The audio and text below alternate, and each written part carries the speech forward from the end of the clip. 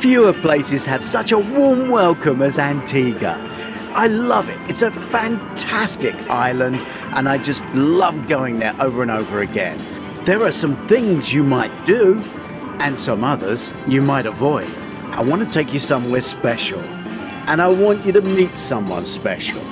His name's Martin, and he's at the bus station.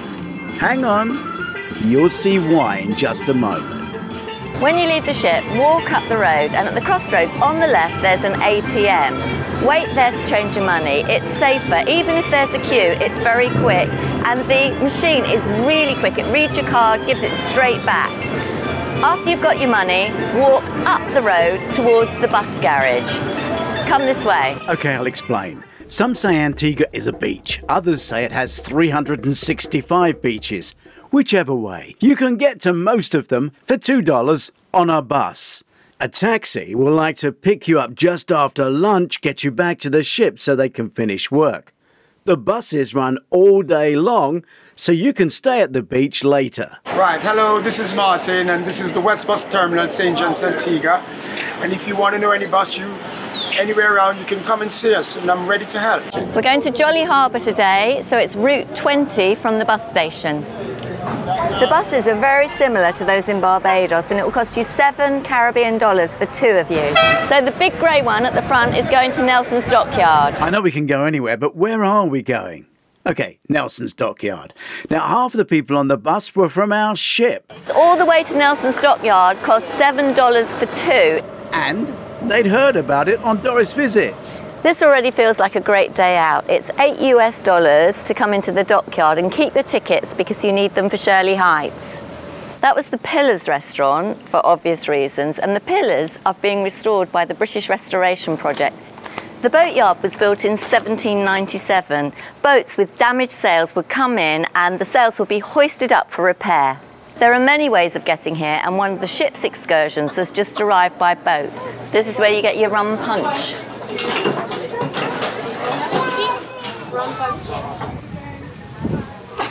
Nelson's Dockyard is really relaxing. There are little restaurants and bars.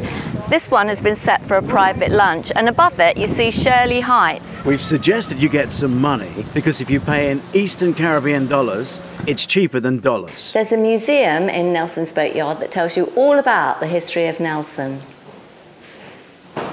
It's expensive. Expensive.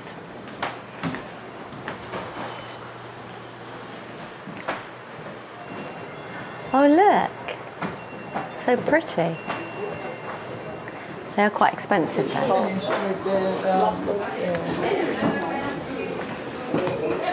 This is Customs and Immigration.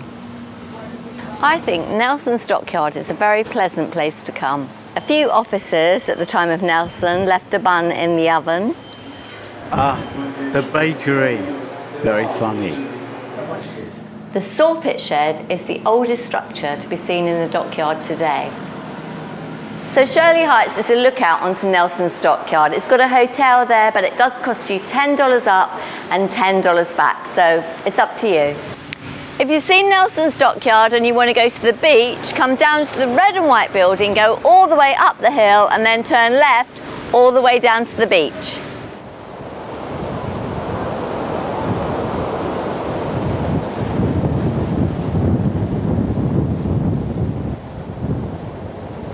If you're looking for a natural Caribbean beach, take the trip to Nelson's Dockyard and walk here. It's paradise. The beach and the walk up to Nelson's Boatyard and the bus took us an hour, which was fantastic because we had a lovely chat with the locals. And now we're having some hummus and a beer before we get back on the ship. And this year that would be the Ventura or the Avia, as the Azura is in Greece.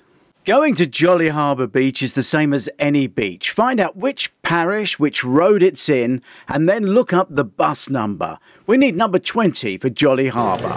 The buses are very similar to those in Barbados, and it will cost you $7 Caribbean for two of you. The bus took about 20 minutes to the beach. It's the end of the line, and it cost about £1. It's right by this supermarket, and then you go down through the gate to the beach.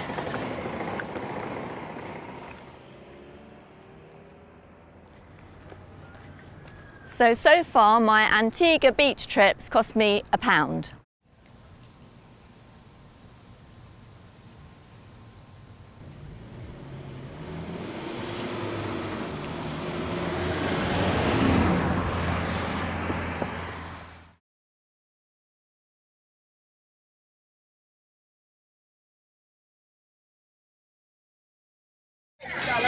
This is the local bar, it's called Sandra's Bar and Grill, and this is where you get the cheapest prices.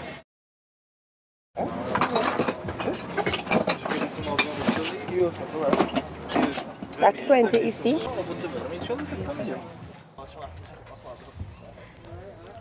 So, 2 chairs and a parasol will cost you 50 Eastern Caribbean dollars, which is about £15. Obviously, the prices may have changed, things have gone up. The whole world has been hit since the lockdown, but it's still cheap because we got there by bus.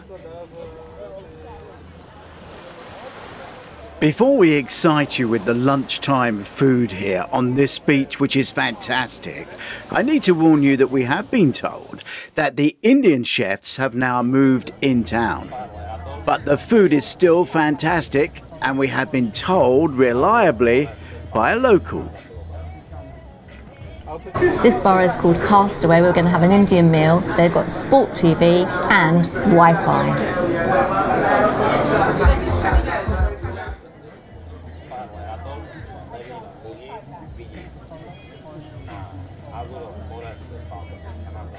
So the taxi here cost other cruisers $30 US. It cost us $4, so the food was free.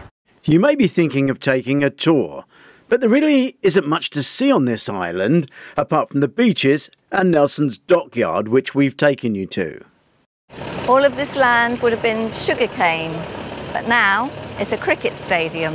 And the sugar refinery, which you'll be shown from a distance, lays derelict, guarded by some very efficient dogs.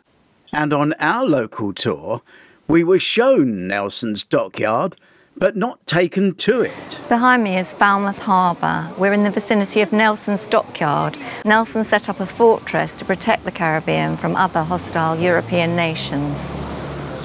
And this is as close as our local taxi tour got us the first time we visited. So behind me is the famous Nelson's Dockyard. You need to have pre-booked to go on a zip wire. There's a zip wire, but a massive queue for it. There's just one. So be prepared for a long wait if you're planning to be adventurous. There are jeep tours and cycle tours. If you want to go through the rainforest, then you do have to go on a jeep.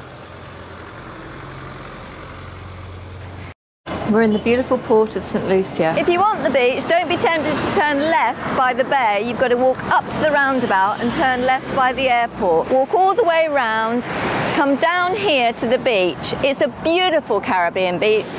Not only is it a gorgeous beach, there's natural shade from the trees, so you don't even have to hire a sunbed. It's a shame you can't just run across the runway because the ship really is just over there. A stone's throw from the ship, we found the church, the square, and now we're going to look at the market. We had a little rainfall last night, so the rainforest is a little wet and also very slippery.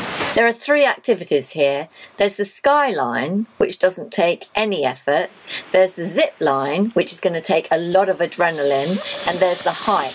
There are several varieties of snakes in the forest. Ample toilets, there's a cafe and a shop. All in all, it's a brilliant experience. We're en route to the springs and the volcano, and this is a $1 washroom stop. This is an active volcano, and all the mountains around it are the rim. So this could erupt. So if you see I'm running, you follow. It absolutely stinks.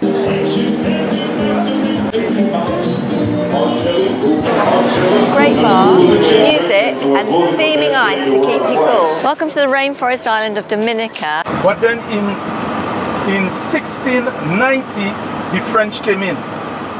And then in 1726, the British came in. It's hot, you're going to need a hat. President's Palace, Queen Victoria Memorial Building, the Parliament Building, the Cathedral. Then I go to Monbrus. We're in the Monbrus area, and this was the British area, the area occupied by British troops.